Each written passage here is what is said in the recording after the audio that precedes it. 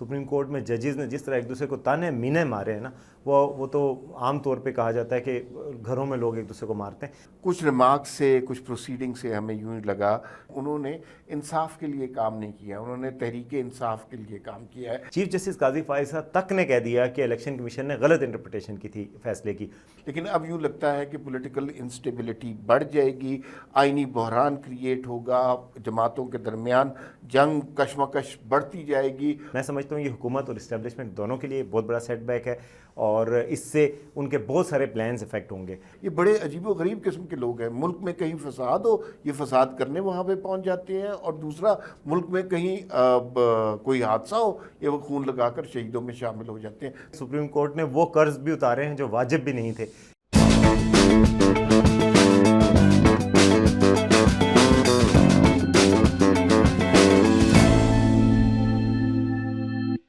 ناظرین السلام علیکم۔ آج سپریم کورٹ سے ایک بہت بڑا فیصلہ آ گیا۔ پاکستان کی تاریخ میں جو بڑے عدالتی فیصلے آئے ان میں یہ ایک بڑا فیصلہ کنسیڈر ہوگا۔ ایک بہت بڑا بینچ تھا، 13 رکنی بینچ تھا، پاکستان کے بڑے ججز اس میں بیٹھے ہوئے تھے، اور 8-5 سے مخصوص نشستوں کا فیصلہ آیا، اور فیصلہ بظاہر ایسا لگ رہا ہے کہ تحریک انصاف کے حق میں آیا۔ اس فیصلے کے حوالے سے اب بہت سارے تبصرے ہو رہے ہیں، تجزیے ہو رہے ہیں، بہت سی قانونی منہ شگافیاں بھی ہو رہی ہیں، اور وزیر قانون اپنی بات کر رہے ہیں، تحریک انصاف والے اپنے جشن منا رہے ہیں، کچھ لوگ مٹھائیوں کی دکانوں کی طرف دوڑ رہے ہیں، کچھ لوگ انہیں اس کام سے روک رہے ہیں۔ میرے ساتھ موجود ہے وسیم عباسی صاحب وی ٹاک میں، ان سے پوچھتے ہیں کہ آج کے فیصلے کے کیا مضمرات ہوں گے، کیا اثرات ہوں گے، اور کیا ممکنہ طور پر اس کے فوائد ہو سکتے ہیں۔ جی وسیم صاحب۔ جی عمار صاحب، فیصلہ میرے خیال میں بڑا اہم فیصلہ ہے۔ ہم پہلے سے کہتے آ رہے ہیں کہ یہ فیصلہ جو ہے ملکی سیاسی تاریخ میں ایک اہم فیصلہ سمجھا جائے گا، کیونکہ دیکھیں اگر یہ فیصلہ سنی اتحاد کونسل یا پی ٹی آئی کے خلاف آتا تو اس کے بعد حکومت کو 2/3 اکثریت مل جاتی ہے۔ 2/3 اکثریت کے بعد وہ ظاہر ہے ججز کی عمروں میں ایکسٹینشن کر سکتے تھے، ججز کے حوالے سے جو اسٹیبلشمنٹ اور حکومت کو چیلنجز درپیش ہیں ان کا کوئی حل نکال سکتے تھے۔ اب آئینی ترمیم بظاہر ممکن نہیں رہی حکومت کے لیے، یہ بہت بڑا ایک سیٹ بیک ہوگا۔ میں سمجھتا ہوں یہ حکومت اور اسٹیبلشمنٹ دونوں کے لیے بہت بڑا سیٹ بیک ہے، اور اس سے ان کے بہت سارے پلانز افیکٹ ہوں گے۔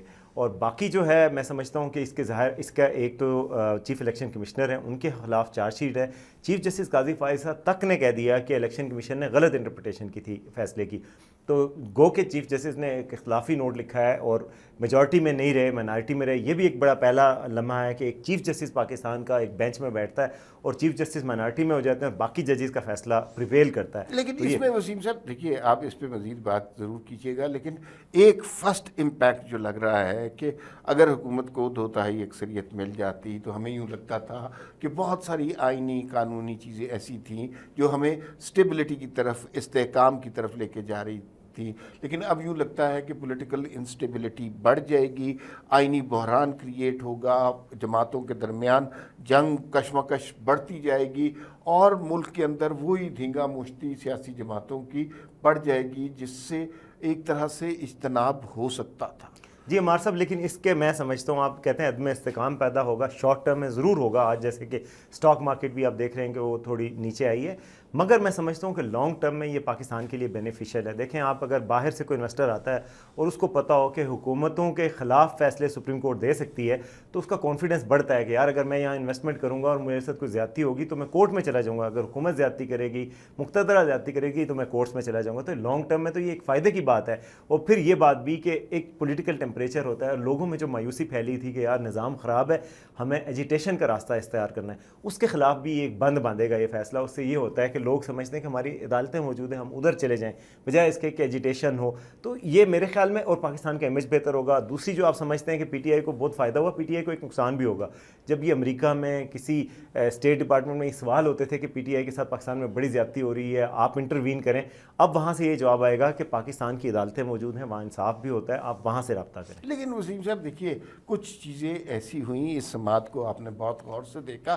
اب پتہ نہیں مجھے یہ بات کہنی چاہیے یا نہیں، آج کل آپ کو پتہ ہے کہ وہ توہین عدالت بہت سہولت کے ساتھ لگ جاتی ہے، لیکن کچھ ریمارکس سے، کچھ پروسیڈنگ سے ہمیں یوں لگا کہ جیسے کچھ جو لوگ مسند انصاف پر بیٹھے ہیں انہوں نے انصاف کے لیے کام نہیں کیا, انہوں نے تحریک انصاف کے لیے کام کیا ہے. ان کے ریمارک سے یہ بات بہت واضح ہوتی تھی کہ وہ سپریم کورٹ کے جج کے مسند پر نہیں بیٹھے ہوئے, وہ کسی جماعت کے کارکن کے طور پر کام کر رہے ہیں. اور یہ باتیں کرتے ہوئے مجھے برا لگ رہا ہے, لیکن جو ان کے ریمارکس تھے, جو ان کی باڈی لینگویج تھی, انہیں وہ سب کچھ کرتے ہوئے برا نہیں لگا. اور انہوں نے وہ ایویڈنٹ کیا, جان پوچھ کر کیا, تاکہ لوگوں کو پتہ چلے. اور میں نام نہیں لینا چاہتا, لیکن سب کو نام پتہ ہے. مطلب آپ یہ کہنا چاہ رہے ہیں کہ سپریم کورٹ نے وہ قرض بھی اتارے ہیں جو واجب بھی نہیں تھے, یعنی کہ سنی اتحاد کونسل ان کے سامنے درخواست لے کے گئی تھی لیکن انہوں نے انصاف پی ٹی آئی کو دیا, یہ بات وہ بھی کہہ رہے ہیں. لیکن بات یہ ہے کہ اگر حقیقی اور مکمل انصاف کرنا ہے تو اس میں یہ بات تو سچ ہے کہ وہ لوگ پی ٹی آئی کی طرف سے لڑے تھے, اور پی ٹی آئی کی طرف سے اگر کوئی پارٹی جیتی ہے, پی ٹی آئی جتنی سیٹیں جیتی ہے اس پر ریزرو سیٹیں اس کا حق ہے. اگر الیکشن سمبل نہیں ملا تھا اس کا یہ مطلب نہیں تھا کہ وہ پارٹی ختم ہو گئی. میں تو پہلے یہ کہتا رہا ہوں کہ الیکشن سمبل بھی ان کو دے دینا چاہیے تھا. باقی آپ جو مرضی کرتے, جو اوریجنل غلطی ہوئی تھی وہ الیکشن سمبل کا نہ دینا تھا. اس کے بعد سے کنفیوژن پیدا ہوئی, اور آج قاضی صاحب خود مان رہے ہیں کہ الیکشن کمیشن نے غلط سمجھا میرے فیصلے کو. میں نے یہ نہیں کہا کہ پارٹی ختم ہو گئی پی ٹی آئی, بلکہ ان کو الیکشن سمبل نہیں ملے گا, باقی وہ پارٹی کے طور پہ اپنا وجود برقرار رکھیں. یہ ایک طریقہ ہے نا, یہ تو ایک اینگل ہے نا دیکھنے کا چیزوں کو, جو آپ کہہ رہے ہیں کہ وہ پی ٹی آئی کو یہ سارے کچھ. لیکن ہم ایک طریقہ اور ہے کہ یہ بنیادی طور پر سنی اتحاد کونسل جو ہے وہ عدالت میں گئی تھی, اور اس کو یہ مخصوص نشستوں کی طلب تھی. تو ایک ایسی سیاسی جماعت جو نہ الیکشن لڑی ہے, اس کو نہ خواتین کی نشستوں کے بارے میں کوئی انٹرسٹ تھا, نہ اقلیتی لوگوں کی سیٹوں میں کوئی دلچسپی تھی, اس کو آپ نے نشستیں دے دی. بلکہ اس کے بجائے جس کی ڈیمانڈ تھی نہیں, آپ نے تحریک انصاف کو, یعنی اعظم نذیر تارڑ نے بالکل صحیح بات کی کہ گئے تھے سنی اتحاد والے انصاف لینے, اور تحریک انصاف کو آپ نے انصاف دے دیا.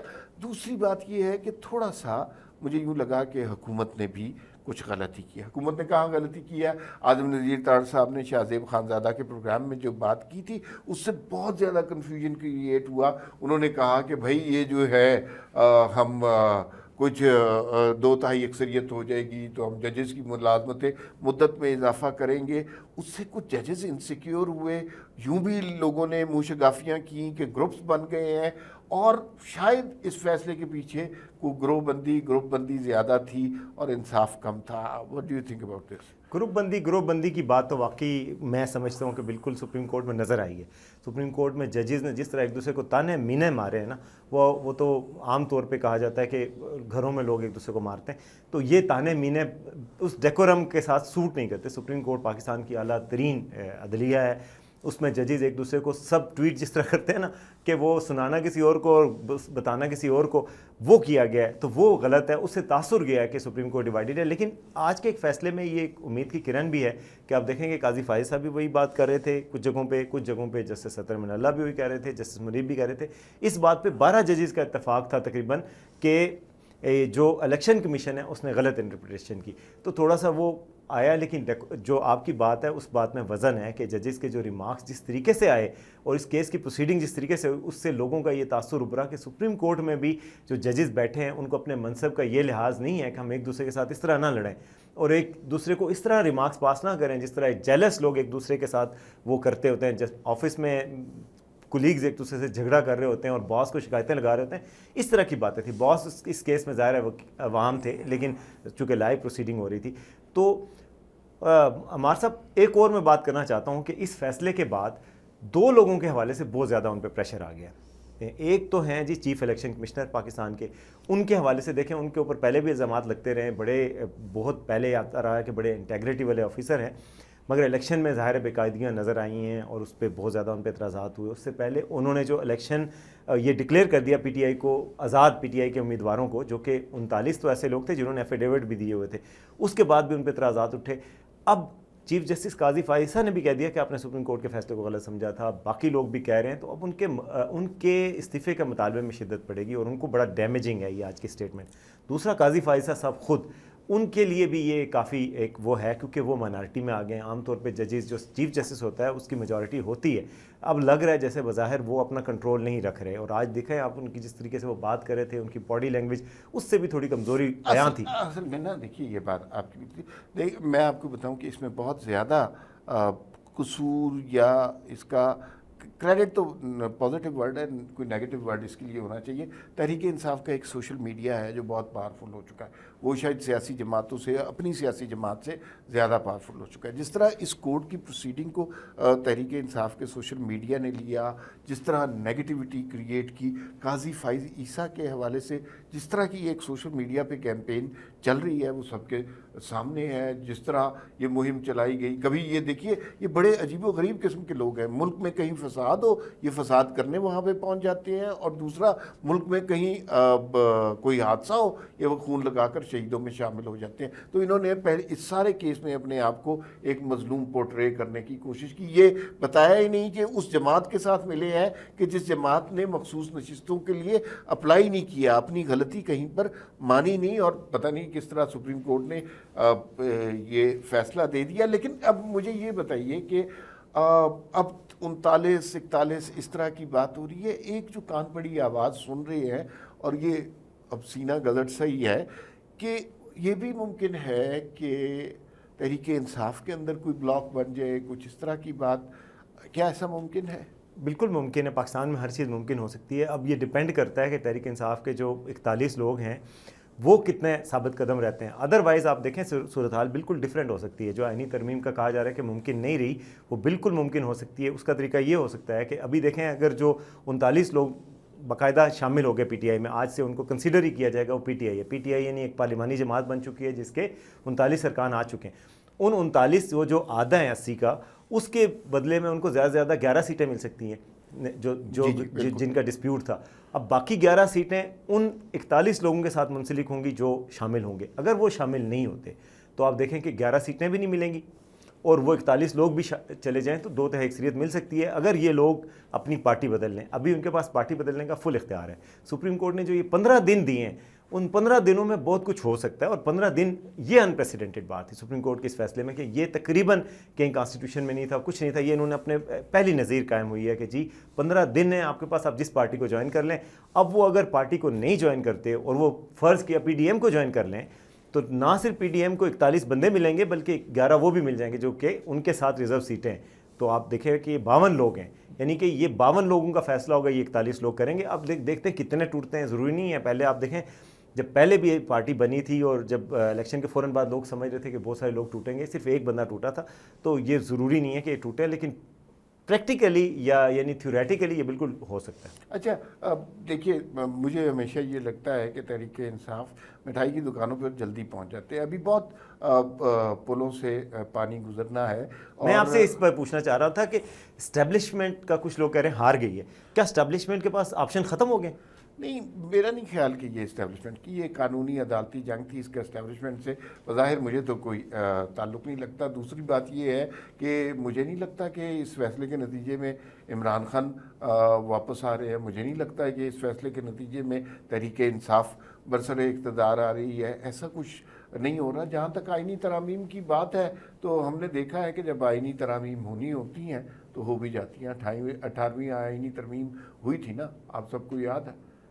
तो खैर, इस बात को यहीं ख़त्म करते हैं, बात लंबी हो रही है, फिर मुलाकात होगी। अल्लाह हाफ़िज़।